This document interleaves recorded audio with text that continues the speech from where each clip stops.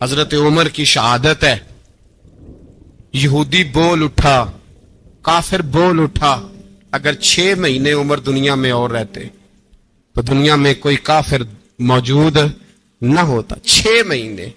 اور جب اس بطل جلیل کا جنازہ اٹھا, اللہ بخاری پڑھیے نا, اللہم ارزقنا شہادت فی سبیلک, اللہ بسترے کی موت نہ دینا, شہادت کی دینا.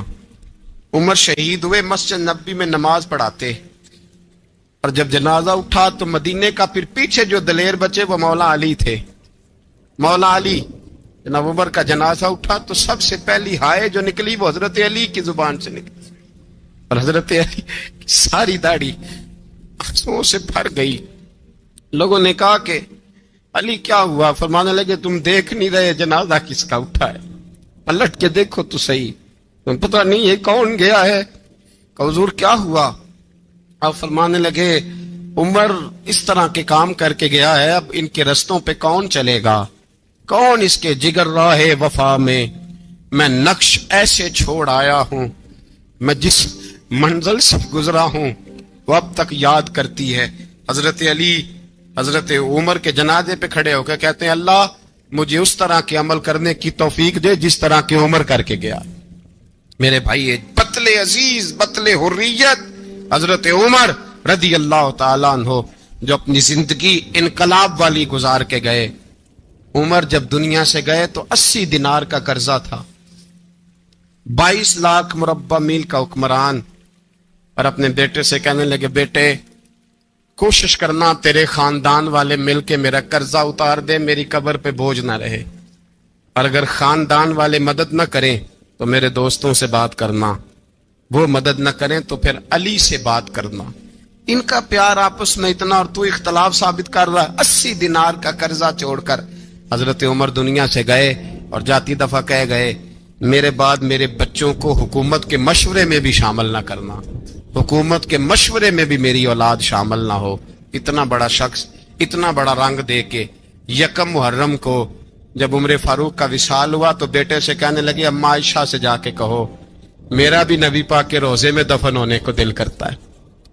ایک قبر کی جگہ ہے اماں جی نے اپنے لیے رکھی ہے, بخاری ہے بخاری.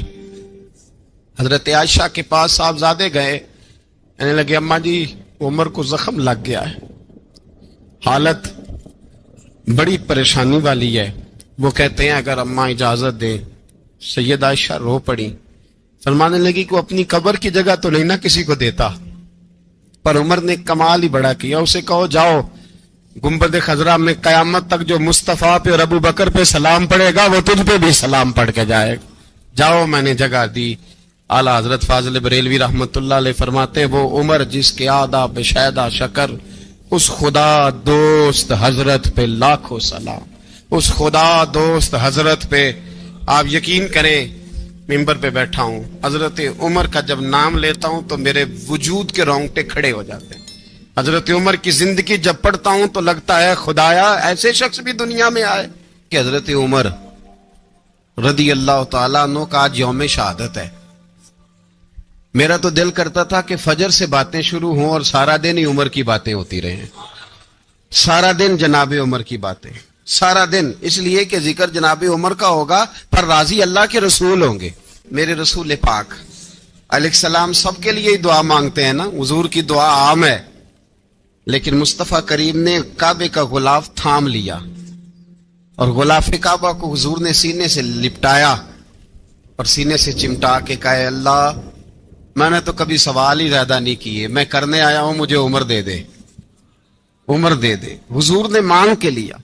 اور پھر جب جس کو حضور مانگے اللہ سے, حضرت عوف بن مالک اشجعی ایک صحابی ہیں, حضرت عوف بن مالک رضی اللہ تعالیٰ عنہ فرماتے ہیں کہ جناب ابو بکر صدیق کا زمانہ تھا تو میں نے خواب دیکھا,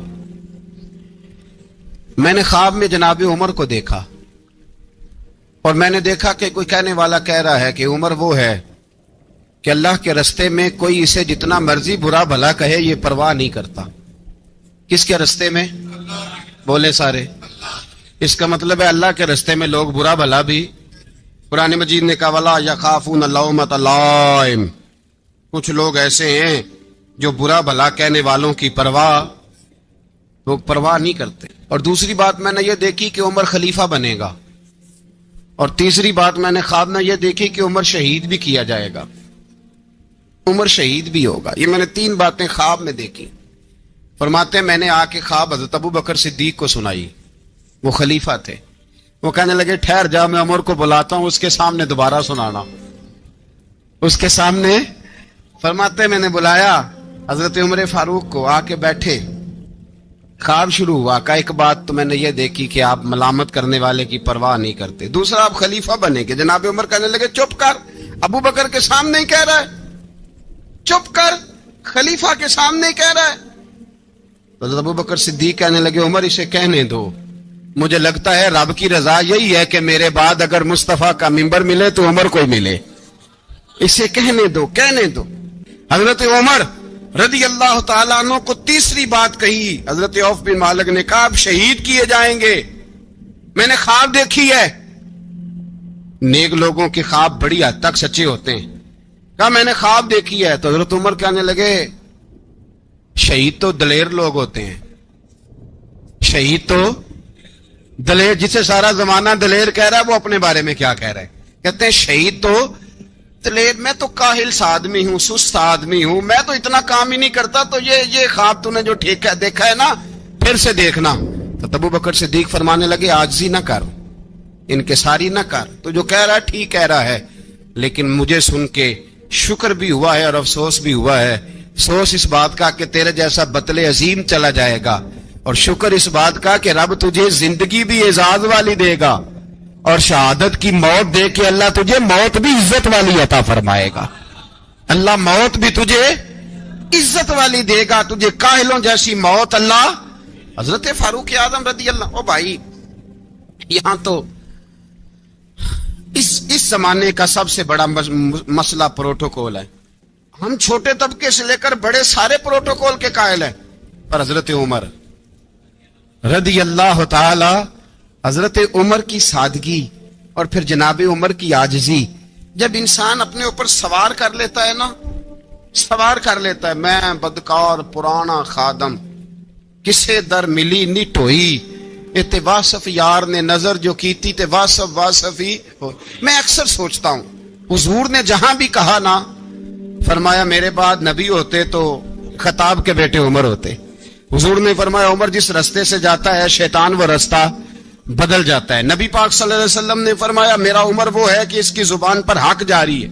حضور علیہ الصلوۃ والسلام نے فرمایا 950 سال حضرت جبریل میرے عمر کی شان بیان کریں تو ان کی عظمت ختم نہیں ہوتی۔ 950 سال جبریل عظمت بیان کرے تو ختم نہیں ہوتی۔ یہ بات ہے حضرت عمر کی، اور فرمایا عمر ابو بکر کی نیکیوں میں سے ایک نیکی ہے، یہ شان ہے اب عمر فاروق رضی اللہ تعالیٰ عنہ کی۔ حضور نے فرمایا میرے بعد نبی ہوتے تو عمر ہوتے، جس گلی سے عمر آئے شیطان رستہ بدل جائے۔ میرے عمر فاروق کی شان 950 سال بیان ہو تو ختم نہ ہو۔ عمر کی زبان پر اللہ حق بیان کرتا ہے، جو عمر کہتا ہے وہی رب کر دیتا ہے۔ حضور ساری زندگی فضیلتیں بیان کرتے رہے، عمر جواب میں کیا کہتے ہیں؟ کوئی بتائے نا کہ یہ والی حدیثیں کبھی عمر نے بھی روایت کی ہوں کہ حضور نے میرے بارے میں یہ کہا ہے۔ یہ روایتیں وہ روایت نہیں کرتے، ان سے جب لوگ کہتے عمر تیری بڑی بات ہے تو عمر رو پڑتے، کہتے میں تو اونٹ چرانے والے باپ کا بیٹا ہوں، میں تو اونٹ چرانے والے باپ کا بیٹا، اونٹ چرا۔ اس سے آگے عمر گئے ہی نہیں ساری زندگی، اس سے آگے لفظ ہی نہیں ادا کی۔ اور میں تو بھائی اونٹ چرانے والا، میرا باپ تو اونٹ چرایا کرتا تھا، 10 اونٹ تھے، میری ڈیوٹی ہوتی تھی، سنبھالے نہیں جاتے تھے، ابا ڈنڈوں سے مارتا تھا۔ ساری زندگی عمر حج کرنے گئے، ایک خشک تنا کھجور کا عمر فاروق رضی اللہ تعالیٰ عنہ نے اس کو اپنے کلاوے میں لیا، رونے لگے۔ لوگوں نے کہا عمر کیا ہوا؟ فرمانے لگے یہاں میں اونٹ چرایا کرتا تھا، یہاں میں اونٹ چراتا تھا، 10 اونٹ سنبھالے نہیں جاتے تھے۔ دیکھو رسول اللہ کی شان، آج ساری امت چلانے کا طریقہ عطا فرما دیا ہے، ساری نظریے سے پیار۔ یار پیسہ کس کو برا لگتا ہے؟ سارے صحابہ مل کے آئے، کہنے لگے عمر فاروق سے کہنا ہے نبی پاک کے زمانے میں تو ظاہراً غربت تھی، ابو بکر کے دور میں بھی غربت تھی، اب تو بڑا محال ہے۔ عمر سے سفارش کرو کہ عمر نیا کرتا پہنا کرے. ملکوں کے سفیر آتے ہیں, عمر وہی پھٹی پرانی چادر اوڑھ کے اور وہی کئی جگہ پہ پیوند لگے سوٹ پہن کے سفیروں کے سامنے بیٹھ جاتا ہے. عمر کو مشورہ دو, طے ہو گئی بات. سب نے جب مشورہ دے لیا تو سارے کہنے لگے یہ بتاؤ شیر کی مونچھ کو ہاتھ کون لگائے گا؟ کہنا کس نے ہے؟ بندہ بھی تو ڈھونڈو نا. نے کہا جناب میرا یہ خیال ہے کہ مولا علی شیر خدا کہیں گے, کیونکہ جس شخص کی عمر کو سب سے زیادہ حیا کرتے دیکھا وہ شیر خدا مولا علی ہے رضی اللہ تعالی. علی کہیں گے اس لیے کہ جناب علی تو کئی دفعہ جب گفتگو کرتے تھے تو حضرت عمر چپ کر جاتے تھے اور فرماتے تھے علی نہ ہوتا تو میں ہلاک ہو جاتا. تو کہا علی سے کہو. جناب علی شیر خدا کو بلایا. کس کام کے لیے جی؟ اللہ اکبر. یہ ذرا آپ نے اس دور پہ اس بات کو ذرا کہا جناب ان سے کہیں کہ زیادہ نہیں, ایک کرتا نیا پہن لے. سفیر آتے ہیں وزیر آتے ہیں تو ایک کرتا نیا پہن لے. حضرت علی کو بلایا. آپ فرمانے لگے کوئی اور بات ہوتی تو میں کہہ دیتا, یہ والی میں نہیں کہہ سکتا. کوئی اور ہوتی تو میں عمر کو کئی دفعہ کہہ دیتا ہوں, جلال میں بھی تو سن, یہ والی میں نہیں کہہ سکتا. میں تمہیں ایک مشورہ دیتا ہوں. کہ وہ کیا؟ کہنے لگے سید عائشہ صدیقہ سے کہو, وہ مومنوں کی ماں ہیں, عمر ٹالے گا نہیں. اماں جی سے جا کے کہا اماں جی نیا کرتا عمر سے کہیں پہن لیں. وزیر آتے ہیں بڑے بڑے لوگ تو چلو کوئی عرض نہیں. اماں جی نے کہا اچھا کوئی بات نہیں میں بلا لیتی ہوں. جناب عائشہ نے پیغام بھیجا. جب خادم نے کہا نا مصطفیٰ کے گھر سے پیغام آیا ہے, تو 20 لوگ بیٹھے تھے. عمر کانپتے ہوئے اٹھے, کانپتے دوڑے. حضرت عائشہ پردے میں تھی تو فرماتی ہیں عمر اتحیات کی حالت میں بیٹھ گئے. کہا اماں جی دیر تو نہیں ہو گئی مجھے آنے میں؟ کہا نہیں ٹائم پہ آ گئے ہو. کس لیے بلایا تھا؟ کہا عمر دیکھو غربت کے معاملات اور ہوتے ہیں, جب اللہ آسانی دے تو کوئی چیز استعمال کرنا حرام نہیں ہوتی, اگر حرام ہے تو بتاؤ. کہا نہیں اماں جی حلال ہی ہے. تو فرمایا پھر اتنے سفیر آتے ہیں مشیر آتے ہیں, اب تو مال غنیمت بڑا آتا ہے, ڈھیر لگ جاتے ہیں مسجد میں, تو چل ایک نیا کرتا تم بھی پہن لیا کرو. اور آپ نیا کرتا پہنو گے تو دھاک بیٹھے گی غیروں پر. تو صحابہ کا مشورہ ہے کہ آپ نیا لباس پہنے. اماں جی کہتی ہے میں نے حکم دیا تو عمر چپ کر گئے, گردن جھک گئی. تھوڑی دیر کے بعد سیدنا عمر فاروق نے سر اٹھایا تو داڑھی پہ آنسو گر رہے تھے, رو پڑے. کہنے لگے پاک محبوب کی پاک بیوی جیسے حکم کرتی ہو میں حاضر ہوں, پر مجھے وہ والا لباس پہنانا جو میرے مصطفیٰ نے پسند فرمایا ہے. اگر یہ رنگ رسول پاک کا ہے تو میں حاضر ہوں, اور اگر نبی پاک کا نہیں تو پھر جیسے آپ حکم کریں. جناب عائشہ کہتے ہیں عمر روئے تو میں زیادہ روئی, میرا پلو بھیگ گیا آنسوؤں سے. میں نے کہا عمر آپ جائیے. عمر یوں نکلے تو جو صحابہ کھڑے تھے وہ کونے میں تھے, سارے آ گئے. کہا اماں جی کیا بناؤ؟ فرمایا بھائی تم سب جو باتیں کہتے ہو وہ اپنی جگہ ٹھیک ہیں, پر عمر جو بات کرتا ہے وہ سب سے زیادہ ٹھیک ہے. عمر جس پہلو پر بات کرتا ہے وہ یار ایسی عاجزی, ایسا رنگ, ایسا انداز, ایسا طرز حیات, ایسی زندگی. اولاد کے معاملے میں لوگ بزدل ہو جاتے ہیں, بزدل. پر حضرت عمر کا بیٹا مصر گیا, وہاں سے کمائی کر کے لایا, تجارت کرنے گیا, لاکھوں کا مال. کون سا باپ ہے دنیا میں جس کا بیٹا بعد سے پیسے لے کے آئے تو ابا تفصیل پوچھے کہ بیٹا کہاں سے کمائے, کہاں سے لایا, کتنے ملے, کیوں آئے؟ کون سا باپ تفصیل پوچھتا ہے؟ ابا تو کہتا ہے لا صحیح, اور تعریفیں کرتا ہے میرا بیٹا بڑی کمائی کرتا ہے. کبھی پوچھا ہے اس سے کہ ڈیوٹی صحیح دیتا ہے کہ نہیں؟ کبھی پوچھا ہے کہ تو ایمانداری کی روزی لاتا ہے کہ حرام کی کماتا ہے؟ یہ باپ کی ذمہ داری ہے, یہ اماں کی ذمہ داری ہے. پھر کہتا ہے بیماری کیسے آ گئی, پریشانی کیسے آ گئی؟ تو نے کبھی سوال کیا اپنی اولاد سے؟ حضرت عمر فاروق رضی اللہ تعالیٰ عنہ کا بیٹا مصر سے پیسے کما کے لایا تو جناب عمر نے بلایا, فرمایا بیٹے اتنی تو تیرے پاس راس ہی نہیں تھی, تھوڑے سے تو پیسے لے کے گیا تھا, اتنی کمائی کیسے ہو گئی؟ اتنے تو پیسے نہیں تھے صاحب, کہاں سے کمائی لائے؟ اس نے کہا ابا جی وہ جو میرے چچا ہے نا مصر کے گورنر, آپ کے دوست, انہوں نے میری مدد کی ہے. فرمایا جتنے لوگ گئے تھے سب کی ہے مدد اس نے. کہا نہیں صرف میری کی. فرمایا تیری کیوں کی؟ تیری کیوں کی؟ کہا حضور آپ کے دوست ہیں. فرمایا چپ کر. حضور انہوں نے مجھے اتنے پیسے دیے, میں نے کاروبار میں ڈالے تو نفع آیا تو میں ان کی رقم دے کے. فرمایا خاموش ہو جا. باقی جتنے لوگ گئے تھے سب کی مدد کی اس نے؟ کہا نہیں حضور صرف میری کی. فرمایا اس نے تیری مدد نہیں کی, اس نے خلیفہ کے بیٹے کی مدد کی, اس لیے کہ وہ خلیفہ کو اپنے حق میں نرم کر سکے. فرمایا آدھا مال تیرا ہے, آدھا مال غنیمت کا ہے, مال خزانہ کا ہے, مسلمانوں کا ہے, اس لیے کہ تو جو وہاں سے مال کما کے لایا ہے وہ اپنے باپ کے خلیفہ ہونے کی وجہ سے کما کے لایا ہے, لہذا رکھ ادھر. یہاں کہتے ہیں کدھر سے آیا, کیسے آیا, کون سا حساب دیں, کیا کریں. او بھائی حضرت عمر رضی اللہ تعالیٰ عنہ کا اپنی اولاد کے بارے میں یہ رنگ ہے. ایک جنگ سے نا خوشبو آئی, خوشبو بڑی مہنگی ہوتی تھی, عرب میں خوشبو آج بھی بڑی مہنگی ہے, وہ زیادہ استعمال کرتے ہیں. میری باتوں کی سمجھ آ رہی ہے میرے بھائیوں؟ بڑی مہنگی خوشبو تھی. جب وہ خوشبو آئی تو حضرت عمر نے کہا, گھر میں پہلے پہنچی حضرت عمر کے, چونکہ زیادہ عورتیں استعمال کرتی تھی گھر کے اندر خوشبو, مرد بھی لگاتے تھے. حضرت عمر نے اپنی بیوی سے کہا, آپ کی زوجہ تو تھی وہ بڑی خوشبو کو پسند کرتی. حضرت عمر نے اپنی زوجہ سے کہا کہ خوشبو لاؤ, میں نے ایک عورت کی ڈیوٹی لگائی ہے, وہ خوشبو تول کے نا تو بھائیسا برابر صحابہ میں بانٹ دے گی. تو آپ کی زوجہ کہنے لگی کسی بی بی کی ڈیوٹی لگانے کی کیا ضرورت تھی, میں جو موجود تھی میں بانٹ دیتی ہوں تول کے بھائیسا برابر. آپ نے فرمایا نہیں تو رہنے دے, فلانی بی بی بانٹے گی. حضور میں نے بھی بانٹنی ہے, میرے پہ کچھ حق ہے؟ آپ نے فرمایا نہیں, تو تفصیل نہ پوچھ, تو خوشبو دے دے, کوئی اور بانٹے گی. خاتون خانہ تھی نا, کہنے لگی نہیں مجھے بھی آج آپ کو بتانا ہی پڑے گا کہ کوئی جو بانٹ سکتی ہے تو میں کیوں نہیں بانٹ سکتی.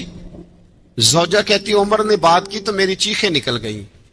حضرت عمر فرمانے لگے جب تو خوشبو بانٹے گی نا تیرے ہاتھوں کو بھی لگے گی, تیرے دوپٹوں کو بھی لگ جائے گی. اگر رب کریم نے مجھ سے سوال پوچھا کہ عمر خوشبو تو مسلمانوں کی تھی, تیری بیوی کے دوپٹے کو کیوں لگ گئی, تو میں اللہ کے حضور کیا جواب دوں گا؟ اگر اللہ نے یہ سوال کیا کہ تیری بیوی نے کیوں لگائی, وہ تو حصہ تھا مسلمانوں کا, تو نے تیری بیوی نے کیوں لگائی؟ تو فرمایا میں نہیں چاہتا کہ اللہ کے حضور مجھے اور تجھے باز پرس ہو, لہذا کسی اور کو بانٹنے دے. زوجہ روئی اور تڑپ کے کہنے لگی عمر مجھے لگتا ہے صبح قیامت بھی تیری بیوی ہونے کی وجہ سے اللہ مجھے جنت عطا فرما دے گا, تیری زوجہ ہونے کی برکت سے. بھائی یہ معیار رکھا, خدا کی قسم ایسا شخص تاریخ میں دوبارہ نہیں آیا.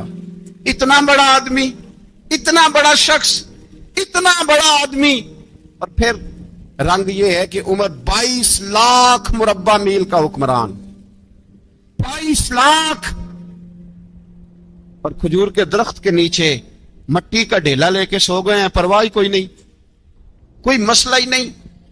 2 غلام ساتھ بیٹھے تو ایک روٹی حضرت عمر نے گھر سے منگوائی, تھوڑا سا سرکہ, تو غلام کہنے لگے ہم نے بھی کھانی ہے. فرمایا کوئی حرج نہیں, روٹی کو پیٹ بھر کے کھانا ضروری تو نہیں, 3 حصوں میں بانٹ لیتے.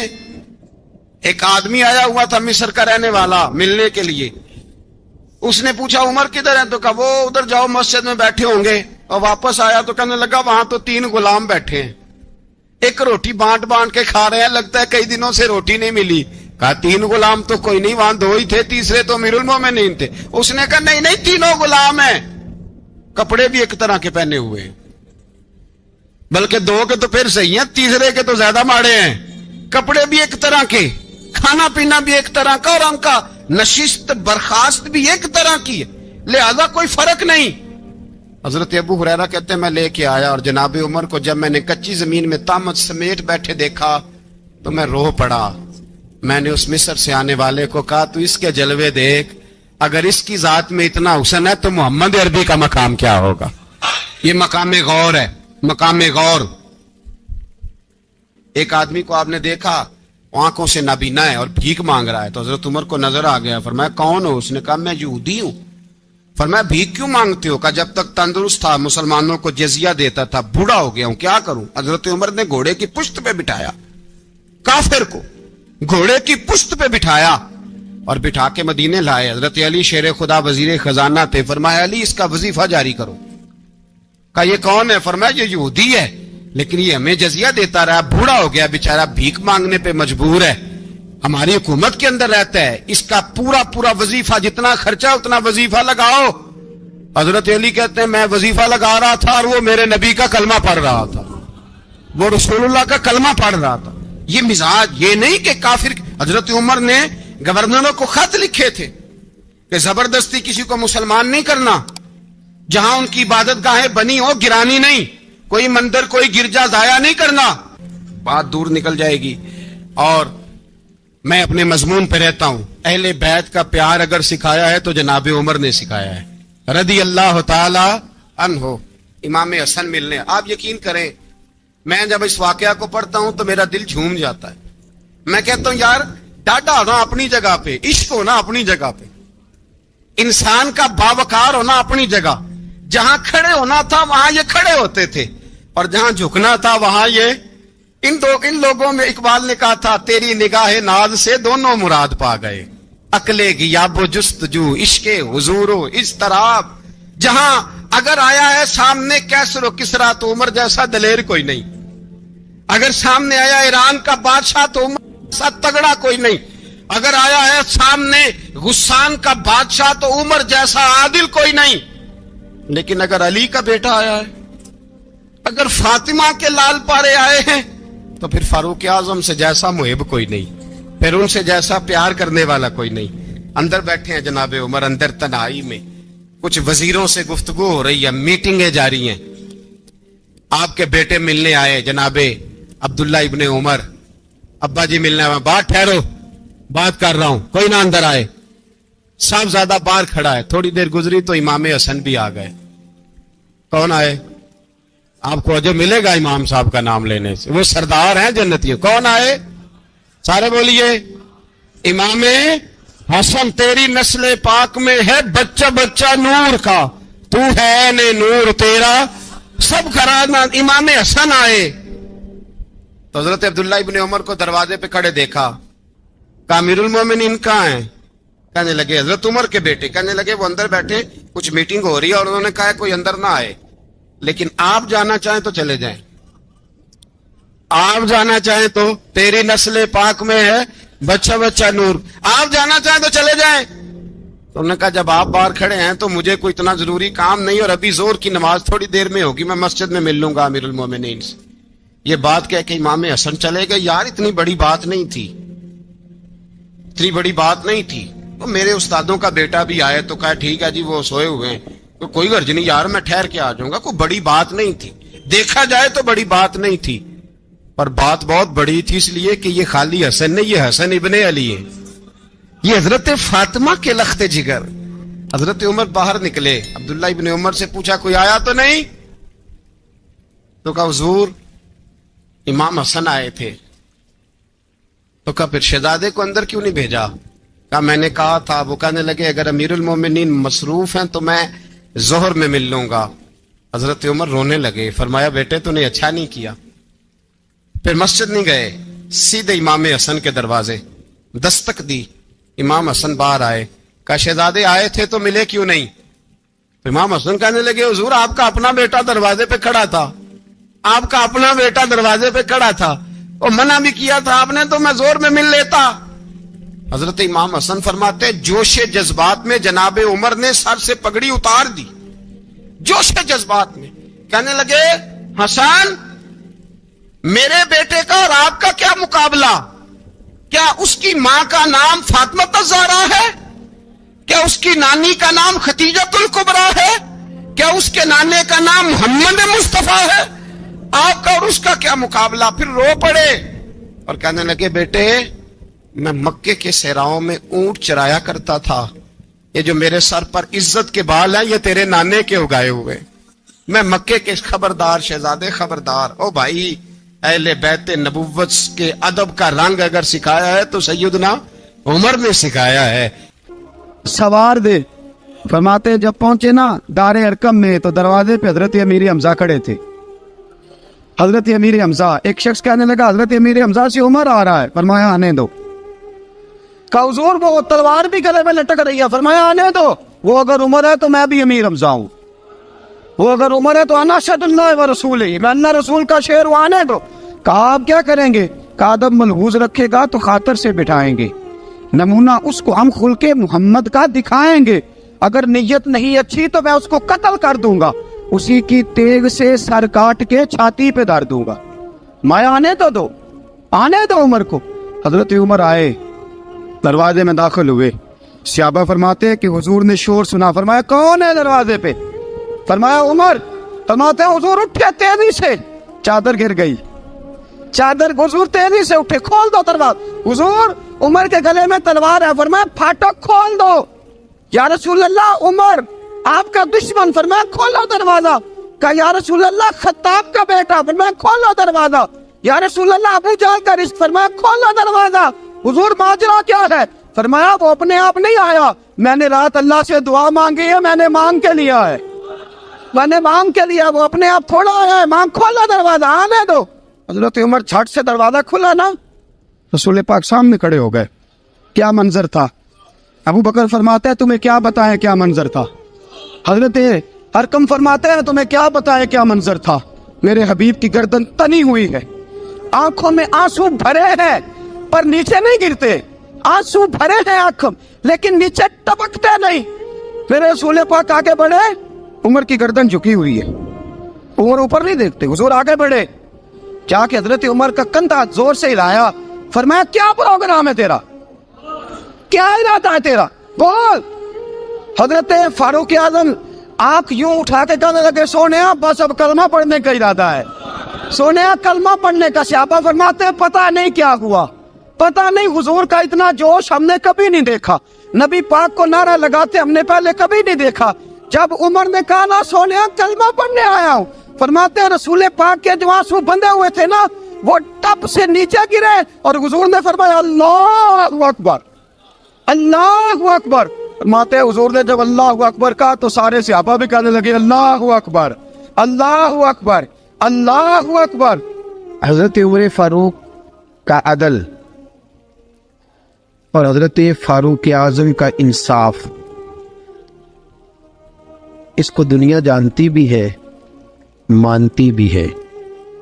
हजरत फारूक आजम रज़ी अल्लाह तआला अन्हु काजियों का तकर्रुर करते वक्त सबसे ज्यादा एहतियात करते थे कि बंदा किस किस्म का है, इसका मिजाज क्या है, मुआशरे में इसका वकार कैसा है, उस हिसाब से उसको तकर्रुर करते थे काजी के लिए। और क्या हाल था?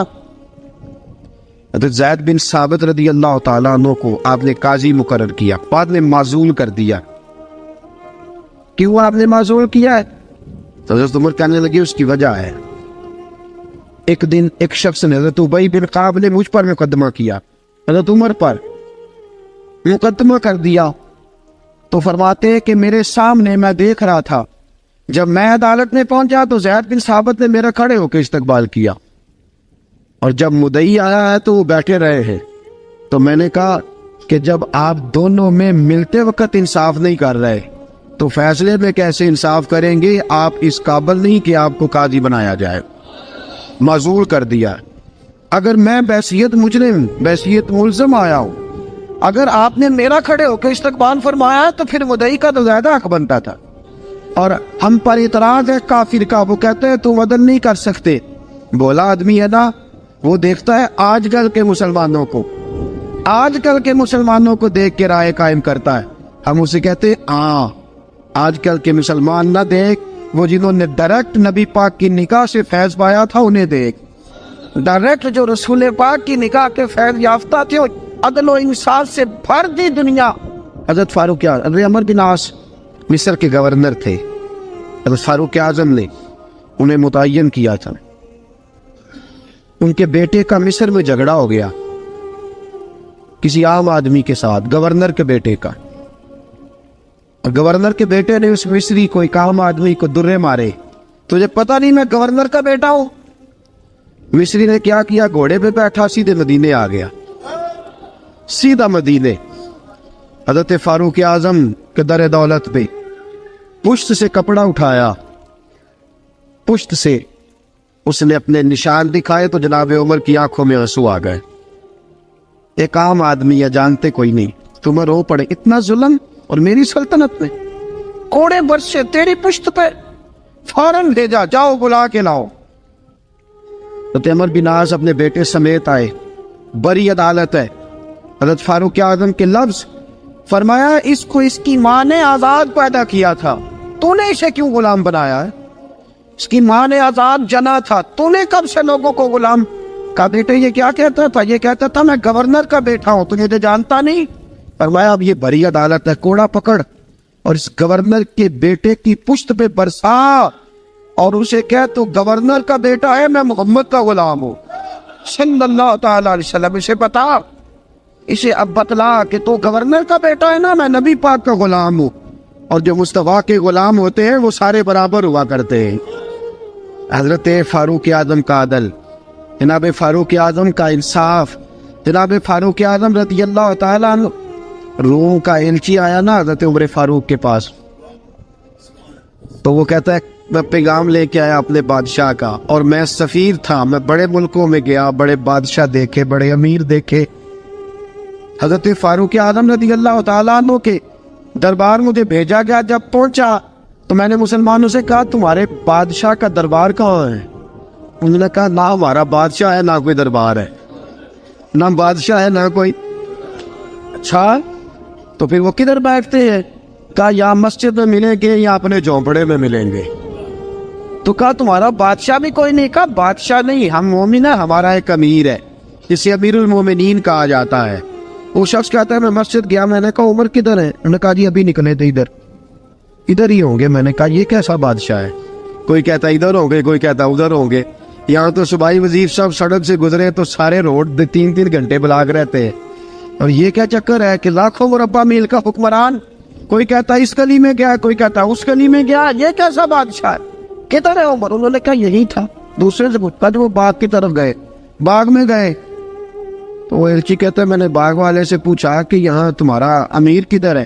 उन्होंने कहा वो दरख्त देख रहे हो? कहा हज़रत देख रहा हूँ।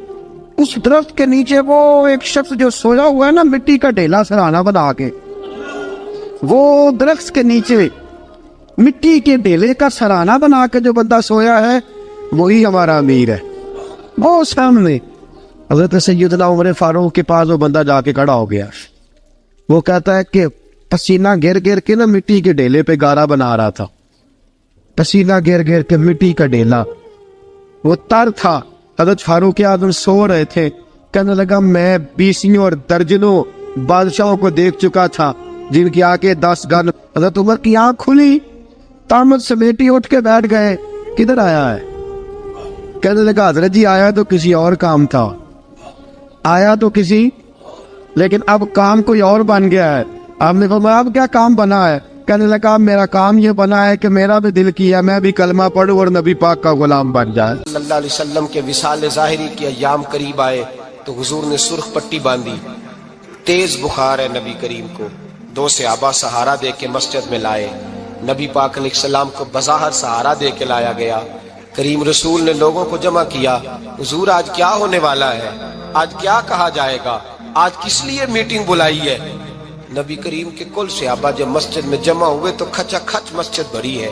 विसाल ज़ाहिरी से चंद यौम पहले की बात, नबी पाक ने फरमाया आज तुम्हें कोई जिहाद की तरगीब नहीं देनी, आज कोई नया पैगाम नहीं देना, आज तुम्हें बताना है कि रब ने अपने बंदे को इख्तियार दिया है, चाहे तो दुनिया में रहे चाहे तो उसकी बारगाह में हाजिर हो जाए।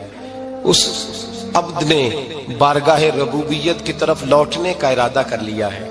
हजरत सिद्दीक अकबर रोने लगे तो सहाबा ने कहा तुम्हें क्या हुआ? कहने लगे समझ नहीं रहे, किसी की बात नहीं कर रहे, नबी पाक तो अपनी बात फरमा रहे हैं, उसने जाने का इरादा कर लिया। सुनिए मेरे भाई, महबूब पाक ने फरमाया भाई किसी शख्स को मेरी तरफ से कोई तकलीफ पहुंची हो तो बदला ले सकता है, बदला ले सकता है, किसी को तकलीफ पहुंची हो।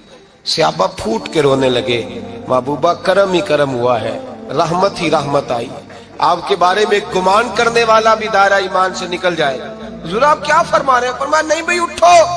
पीछे से जनाब अकाशा बिन मोहसन उठे, हाथ कांपते हैं आगे बढ़े, कहने लगे या रसूल अल्लाह एक जंग के मौके पर आपने दुर्रा मारा था, नंगी पीठ पर सफ़ें सीधी कराते, बात दिल में रह गई है, मैंने बदला लेना है। नबी करीम ने फरमाया बिलाल दौड़ के जाओ, फातिमा के घर दुर्रा पड़ा है, दुर्रा लाओ। سیدنا بلال حبشی کہتے میں گیا، دستک دی سیدہ طیبہ طاہرہ، حضرت فاطمہ فرمانے لگی بلال کیسے آئے ہو؟ اماں جی وہ درہ چاہیے تھا۔ سیدہ کو تشویش ہوئی، کہنے لگے بلال نہ تو جنگ پہ جانا ہے، نہ جہاد ہے، نہ کوئی ایسا موقع ہے، حضور کی تو طبیعت مبارک مظاہر بڑی علیل ہے، درہ کیا کریں گے؟ حضرت بلال عرض کرنے لگے اماں جی ایک صحابی بدلہ لینے لگے ہیں، صاحب طبقات نے جملے لکھے ہیں، کہتے ہیں بی بی صاحبہ نے درہ بھی دیا اور امام حسن حسین کو بھی باہر نکالا۔ فرمانے لگی عکاشہ سے کہنا 100 درے مارے، ان 2 شہزادوں کے جسم پر نبی پاک کے قریب نہ جائے، میں نے 2 بچے پیدا ہی اپنے محبوب پر قربان کرنے کے لیے کیے، ان کو لے جائے۔ حضرت بلال کہتے میں 2 شہزادے لے کے آیا، اور جب دروازے میں میں لے کے پہنچا تو نبی پاک نے دیکھا تو آنکھوں میں آنسو آ گئے، فرمایا ان کو بٹھا دو، مجھے پتا ہے فاطمہ نے کیا کہہ کے بھیجا ہے۔ حضرت سیدنا بلال فرماتے ہیں درہ میں نے جناب عکاشہ کو دیا، حضرت عکاشہ درہ لے کے آگے جو بڑھے تو حضرت ابوبکر صدیق نے ان کے پیروں پہ ہاتھ رکھا، فرمایا عکاشہ میری طرف آ یار، مجھے مار درے، نبی پاک کے قریب نہ جا۔ مصطفیٰ کریم نے فرمایا ابوبکر تو ہٹ جا، اسے آنے دے۔ فرماتے ہیں میں چند قدم آگے گیا تو مولا علی شیر خدا نے میرے پیر پہ ہاتھ رکھا، کہنے لگے عکاشہ سوچ تو صحیح تو کیا کر رہا ہے؟ حضور نے فرمایا علی ہٹ جاؤ، میرا اور ان کا معاملہ ہے۔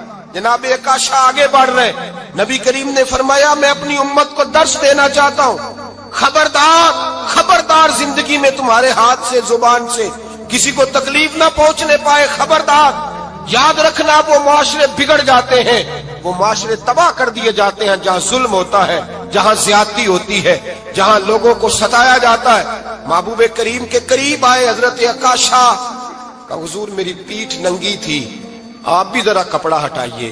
نبی کریم نے پیٹھ سے کپڑا ہٹایا، جناب عکاشہ نے درہ جو اٹھایا تو صحابہ کی چیخیں نکلی، حضرت عکاشہ نے درہ دور پھینکا، حضور کے بطن اطہر سے لپٹ گئے، چومنے لگے، کہنے لگے حضور وہ تو صفیں سیدھی کراتے لگ گیا تھا، آپ نے کہاں مارا تھا؟ یا رسول اللہ میں تو بہانہ بنا رہا تھا کہ جاتی دفعہ مجھے وجود چومنے کا موقع نصیب ہو جائے، مجھے یہ موقع نصیب ہو جائے۔ میرے حبیب نے فرمایا جس نے جنتی دیکھنا ہو میرے عکاشہ کی زیارت کر لے۔ بھائی ظلم کا دروازہ کھلا ہوا ہے اور لوگ بھول جاتے ہیں زیادتی کرتے ہوئے، وہ بہو سے ہی کیوں نہ کریں، وہ اپنے گھر کے بھول جاتے ہیں کہ شاید پوچھنے والا کوئی نہیں، شاید میزان نہیں لگے گا۔ ایران کے بادشاہ نے اپنے بیٹے کو پڑھانے کے لیے ایک استاد صاحب کا بندوبست کیا۔ استاد صاحب کو کہا کہ میرے بچے کو دین پڑھائیے، میں چاہتا ہوں کل اس نے عنان حکومت کو سنبھالنا ہے تو یہ دین سے آگاہ ہو جائے، اس کو کچھ سکھائیے پڑھائیے۔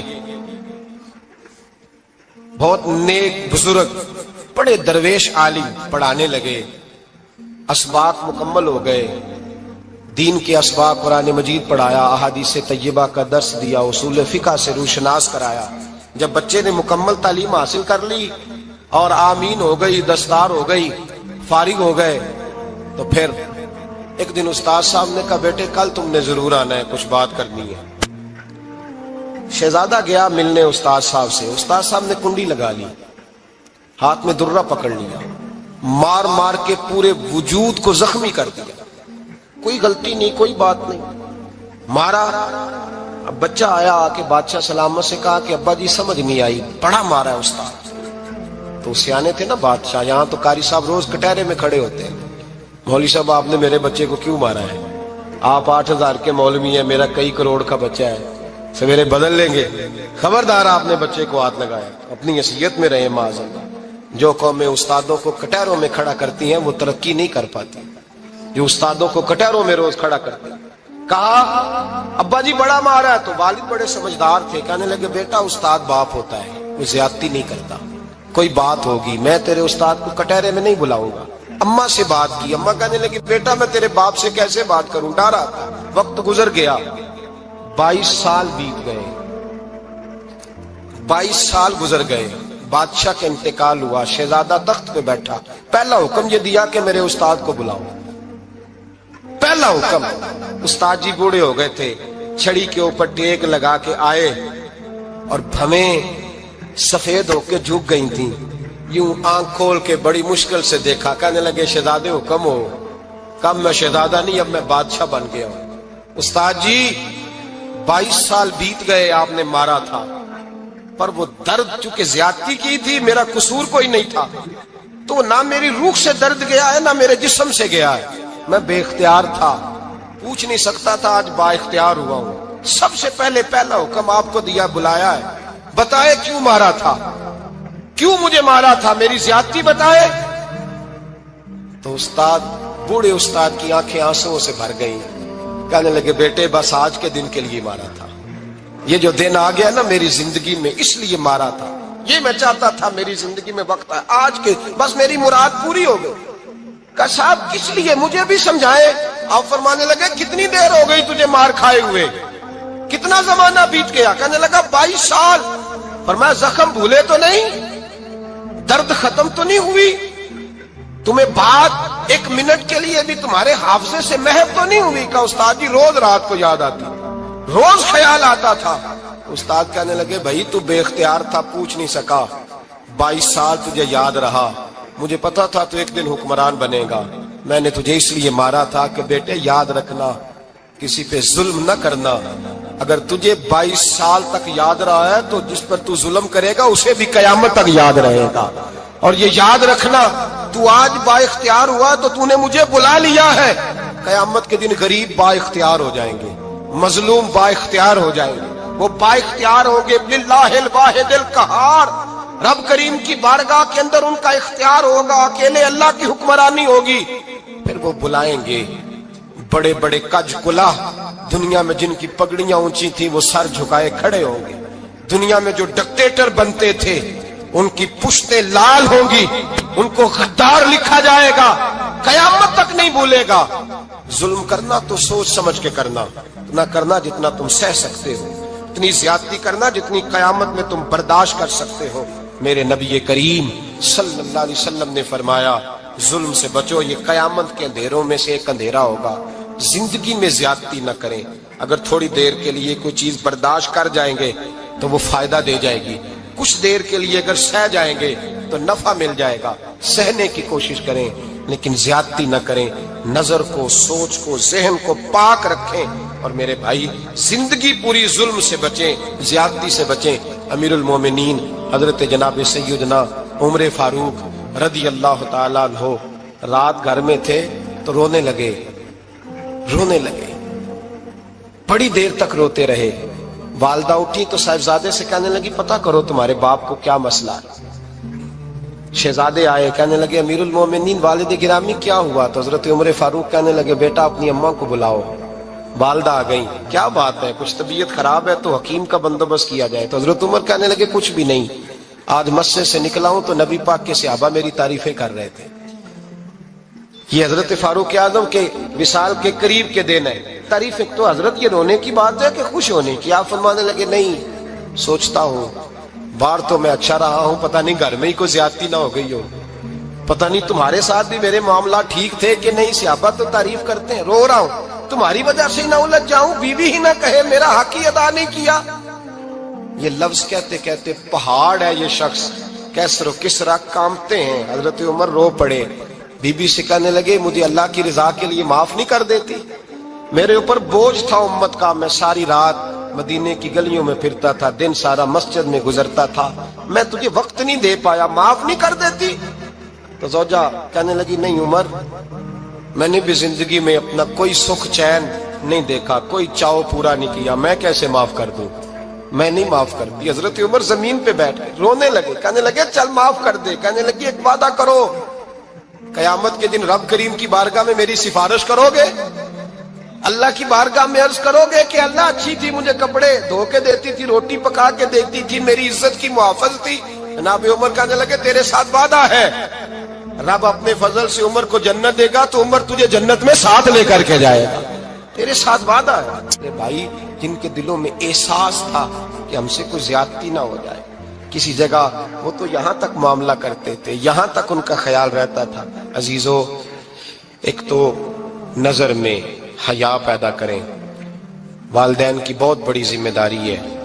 لاکھوں بچے مرضی کی شادیاں کر رہے ہیں، ہزاروں گھر اجڑ رہے ہیں، یہ وہ والا زہر ہے جو ہر گھر میں تیزی سے پھیلتا چلا جا رہا ہے۔ پہلے ہم کہتے تھے کہ بچہ باہر نہ نکلے، اب کہتے ہیں اللہ کہیں موبائل لے کے تنہا نہ بیٹھ جائے، कहीं तन्हा न बैठ जाए, क्या बनेगा इसका अगर ये गंदगी और ये ऐसा नशा है जो उजाड़ के रख दे। बुखारी शरीफ में हदीस है, काज़ी अय्याज़ मालिकी रहमतुल्लाह अलैह ने बड़ी तफसील से लिखी है। रावी हज़रत अनस बिन मालिक हैं। एक बंदा बड़ी दूर से आया नबी पाक सल्लल्लाहु अलैहि वसल्लम की ज़ियारत के लिए, बड़ी दूर से। अरब के जो सरदार होते थे उनके बड़े नाज नखरे होते थे। वो खैर आज भी हैं, प्रोटोकॉल का माहौल आज भी, यानी वजीर साहब के आगे दो चार गाड़ियां ना हो तो उनको मज़ा ही नहीं आता। पुलिस वाले आगे पीछे भागें तो हालांकि उनको नहीं पता कि जो पुलिस वाले आगे पीछे भाग रहे हैं ना, ये हुकूमत बदली तो गिरफ्तार करने भी इन्होंने ही आना है। लेकिन वो बड़ा मज़ा आता है जब लोग गाड़ी के पीछे भागते हैं। क्या बात है जनाब, बड़ी बात। और हमारी तबीयतों में पता नहीं कौन सी, तो नबी पाक सल्लल्लाहु अलैहि वसल्लम की खिदमत में वो शख्स बड़ी दूर से आया। तो अरब के बादशाहों का मिजाज था, प्रोटोकॉल बड़ा चाहते थे। उनका तो ये तरीका था कि हुक्मरानी करनी है जैसे भी हो। अगर किसी गुलाम ने धूप में बंधा रह गया, ऊंट और छांव में नहीं बांधा तो दुर्रे मारते थे, और अगर उसने खोल के बांध दिया तो फिर भी मारते थे। कहते थे इतना सियाना हो गया तो उन्हें पूछा ही नहीं, खुद ब खुद ही बांध दिया। वो शख्स हुजूर की बारगाह में आया और बहुत सारे लोगों के पास क्योंकि वो जाता था अपने सरबराह का पैगाम लेके, तो वो कांप रहा है जब हुजूर की बारगाह में गया, डर रहा है। अब जरा बात को समझना, नबी पाक सल्लल्लाहु अलैहि वसल्लम ने उससे फरमाया क्यों डरते हो, सादा आदमी है, देहाती है, बद्दू है। अल्लाह के रसूल ने थप की दी, क्यों डरते हो? तो कहते हुजूर मुझे आदाब नहीं आते और मुझे डर आता है, कोई बात अगर ऐसी हो गई, आप मदीने की हुकूमत के सरबराह हैं, तो कहीं आप नाराज ना हो जाएं। हजरत अनस बिन मालिक फरमाते हैं बात कहाँ की थी, पहुंच कहाँ गई। जब उसने ये कहा ना कि आप तो हुकूमत के सरबराह हैं, कहीं कोई गलती ना मुझसे हो जाए, तो नबी पाक की आंखों में आंसू आ गए। हुजूर रोने लगे और नबी पाक सल्लल्लाहु अलैहि वसल्लम फरमाने लगे ना भाई, तो किसी हुकूमत के सरबराह के पास नहीं आया ना, तू तो उस बेटे के पास आया है जिसकी माँ गोश्त के खुश्क टुकड़े खा के भी गुजारा कर लेती। मैं तो एक गरीब माँ का बेटा हूं,